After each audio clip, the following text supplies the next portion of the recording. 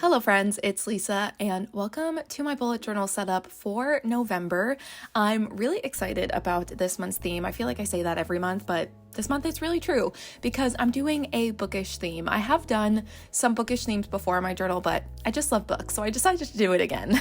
So my plan for this particular bookish theme in my journal was to create these floating shelves with stacks of books on top of them. So I took this very thin, shiny gold washi tape that I have, and I basically I put that on the page, and then that was the shelf that I created.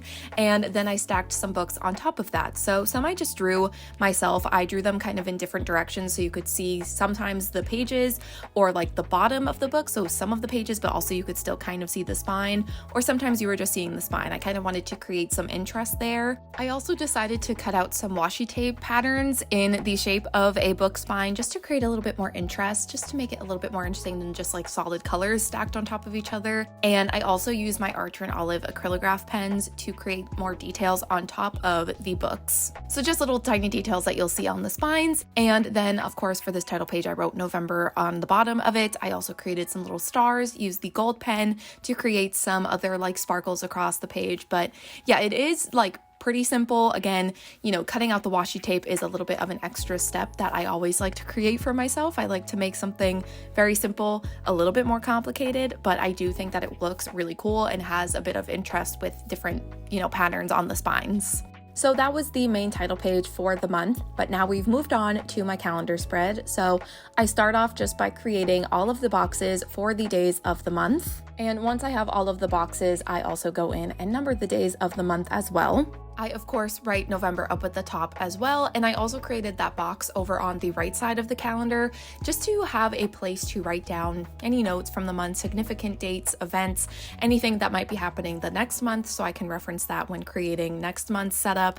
It's just really nice to have that little note section. I've had that the past couple of months in my bullet journal, and it's just been very helpful, so I wanted to do that again this month. But then after kind of having these set things that I need to have on my calendar spread, I go in with more of the fun drawings and details. So I create a couple more floating shelves of stacks of books up in the corners. And after creating those stacks of books, I do go in and label at the top of the calendar the days of the week, add some more stars, add some washi tape just to create a little bit more to the spread. And I also do write notes on the section like next to that box on the right hand side just to create a little header for that. But yeah, just kind of adding some other like smaller details, but then that's pretty much it for the calendar. And while I just finish up on this calendar spread, I'd love to know if you guys have any fun and exciting plans for the month of November. I know November is when Christmas and the holiday excitement really starts to build in my house. So very excited about that. Excited to probably set up some Christmas trees in November as well. I'm just very excited for the holiday season, and I'm really excited for that to start this month.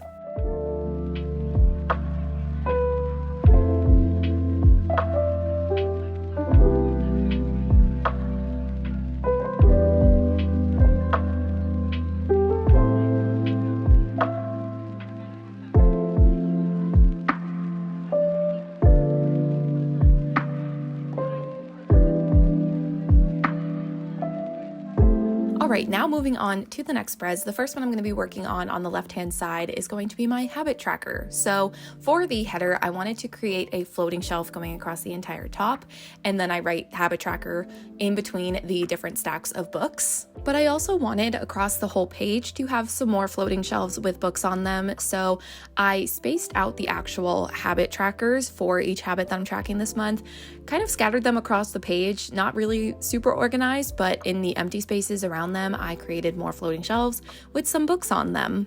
And for the actual habits and the trackers themselves, I created 6 boxes that just are little replicas of the month of November, little calendars, and I will just check off if I do that habit on that certain day.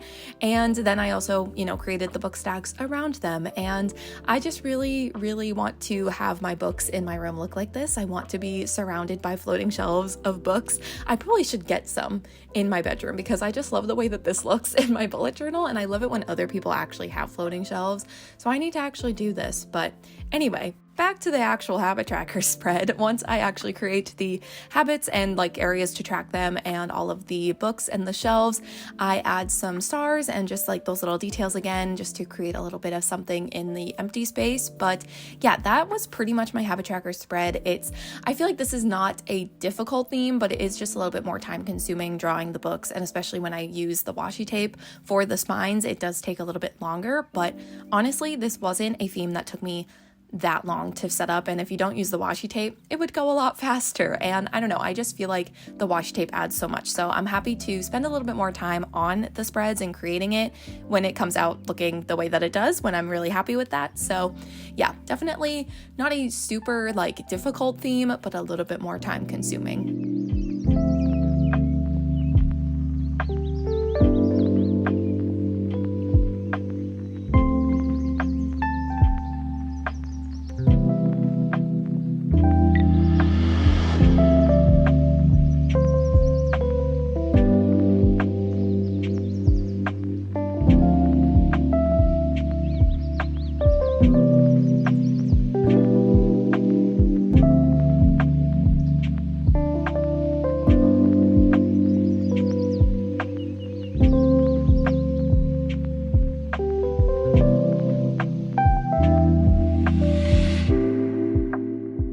Now over on the right hand side of this spread, I'm creating my playlist page. So just a place for me to write down any albums or songs that I started listening to in the month of November. I write playlist up at the top of the page just so I of course know what this page is for, and then again adding some floating shelves with some books, and kept it pretty simple because again I want to have plenty of space to write down all of the songs and albums that I find in the month of November and listen to.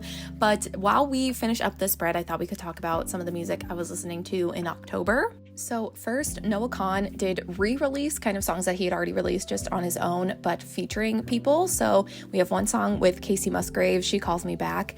And then we also have one, Call Your Mom, which features Lizzie McAlpine, which love that duo so much. So been listening to those. And I've also been listening to Sabrina Carpenter's cover of I Knew You Were Trouble, because what a combo, Taylor and Sabrina, thank you so much. And speaking of Taylor, of course, 1989 Taylor's version is coming out in October. When I'm recording this voiceover, it's not out yet, but just know I will be extremely obnoxious about it as expected when that does release. Okay, so now we're moving on to the final spread that I'm setting up in this video, which is my first weekly spread. So typically with my weekly spreads, I normally put 2 weeks on these first couple of pages, just because I only really need 1 page per week. I don't really have a lot that I need to be writing down in a weekly spread, especially when I use like online planning as well. So that's just a format that works for me. But I think this month and in December as well, I'm going to be using both pages for 1 week, which is what people typically do. I'm just joining in because I know that my journal at the end of the year, I have plenty of pages to be doing weekly spreads that fill up 2 pages. And I just also feel like this time of year is so busy, so hectic. There's always a lot going on, a lot that I need to remember to do, to buy, to attend, there's just a lot going on. I feel like in the final months of the year with the holidays and everything. So I figured having a little bit of extra space for my weekly spreads wouldn't be a bad thing. So this is going to be a little bit different from my other bullet journal videos because I'm really only showing me setting up the first weekly spread of the month, but I feel like that's what a lot of other people do. So hopefully it's not too big of a deal.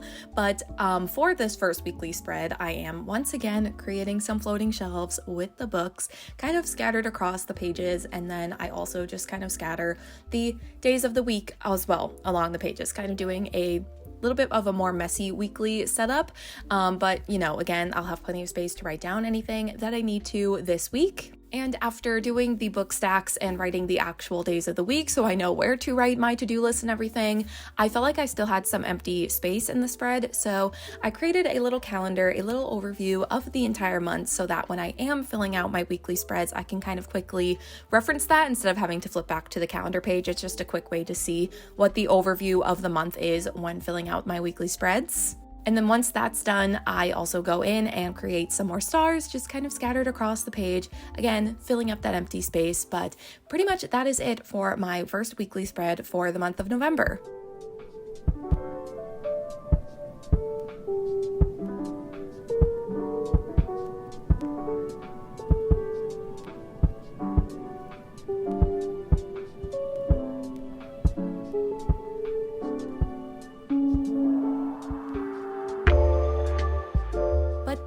going to be it for my November bullet journal setup. So here's a flip through of how all of the spreads turned out.